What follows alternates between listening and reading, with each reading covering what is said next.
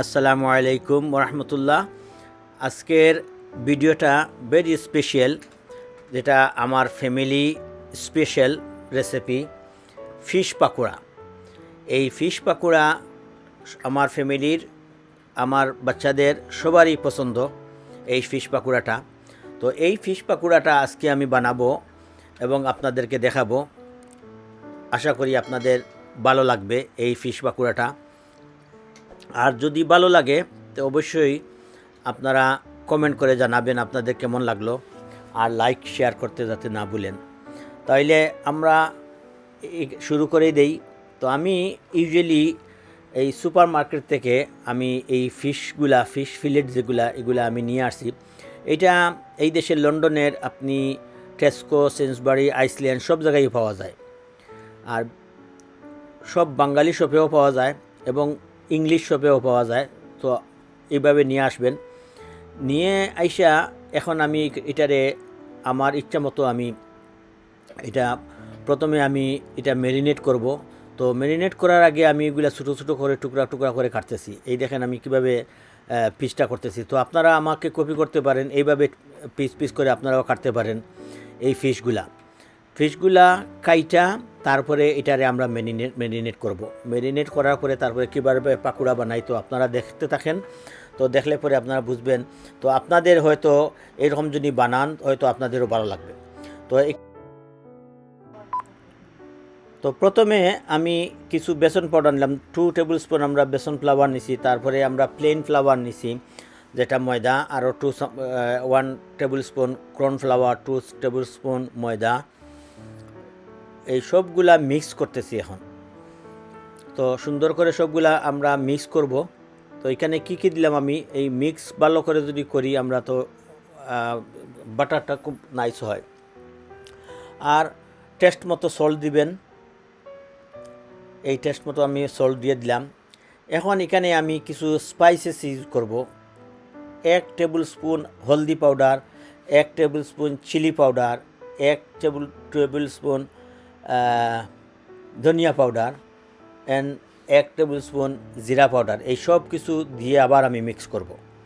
তো এই সব কিছু মিক্স করার পরে আমরা কিছু স্প্রিং অনিয়ন দিছি, অনেক ছোটো ছোটো করে খাইটা। তো আপনারাও এরকম স্প্রিং অনিয়ন দিতে পারেন।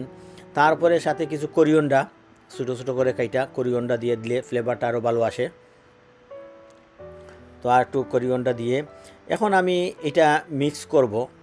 এই মিক্স করার পরে যখন আমি পানিটা অ্যাড করব তখন অল্প অল্প করে পানিটা অ্যাড করতে হবে। যদি একসাথে বেশি দিয়ে দেন হয়তো আপনার বেশি হয়ে যাবে। তো প্রথমে অল্প কিছু পরিমাণ পানি দিবেন, তারপরে দরকার হইলে আর একটু বাড়াইবেন, তারপরে আবার মিক্স করবেন, তখন আবার কিছু পানি দিবেন। এইভাবে করলে বাটারটা সুন্দর রেডি হয়। সো এই ফিশ পাকোড়া বানানোর জন্য আমি এখন এই যে বাটারটা রেডি করছি, সো এখানে আমি যে যে জিনিস দিয়ে রেডি করছি আপনারা এরকম করতে পারেন। তো এখন আমার বাটারটা মোটামুটি রেডি হয়ে গেছে। এখন আমি এই বাটারের মধ্যে আমি এখন ডিপ করব আমার ওই ফিশগুলা। তো এই ফিশগুলা আমি হাত না লাগাইয়া আমি চামচ দিয়ে করছি। তো চামচ দিয়ে করলে দেখেন কোনো সমস্যা হবে না। এরকম চামচ দিয়ে করছি, চামচ দিয়ে কইরা। আর চামচ দিয়ে যদি আপনি ডালেন তো সাথে সাথে কিছু ওইটার সাথে কিছু বাটারটা ভালো করে লাগবে। আর আপনি যদি হাত দিয়ে করেন হয়তো উঠানোর সময় সবগুলা নিচে পড়ে যাবে। তো বাটার ভালো করে লাগবে না। এই জন্য চামচের সাথে সাথে যখন আপনি চামচের সাথে সাথে দিবেন তখন ওটার সাথে সাথে সাথে সাথে বাটারটা যাবে, তখন এটা একটু ঠিক হবে এবং ভালো হবে। তো হাতও লাগলো না, আর সাথে সাথে চামচ দিয়ে দিলেন। তো এখন আমি করতেছি, এখন আপনারা দেখেন। এই দেখেন একসাথে বেশি দিতে যাইবেন না।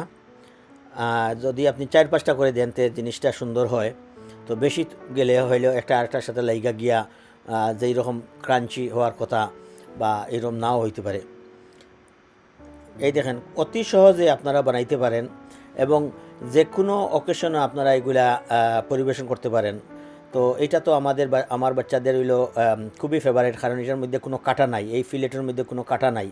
তো তারা যখন এটা খায় তারা অনেক ভালো পায়। কারণ এগুলা তাদের জন্য আর কোনো সমস্যা হয় না। ভিতরে কাটা থাকলে হয়তো একটা সমস্যা, অনেক ভয় থাকে। বাট এগুলা যে কোনো মানুষে, আপনি কোনো আপনার ইংলিশ ফ্রেন্ড যদি আসে তাদেরকেও আপনারা এটা পরিবেশন করতে পারেন। একটা ফিশ অ্যান্ড চিপসের মতো আর কি।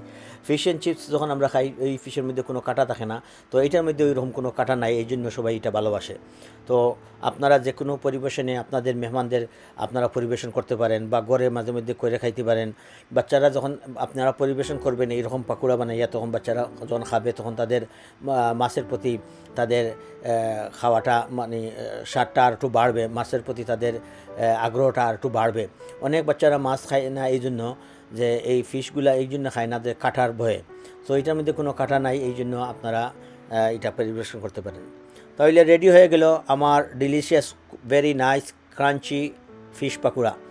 তো অবশ্যই আপনাদেরও ভালো লাগবে, আর ভালো লাগলে অবশ্যই আমার চ্যানেলটাকে সাবস্ক্রাইব করবেন, শেয়ার করবেন, কমেন্ট করবেন। আপনাদের কোনো কিছু জানার থাকলে আবার আপনারা কমেন্ট করে জানাইবেন। তাহলে আজকে এই পর্যন্ত, নতুন কোনো ভিডিও নিয়ে হয়তো আবার আপনাদের সাথে দেখা হবে।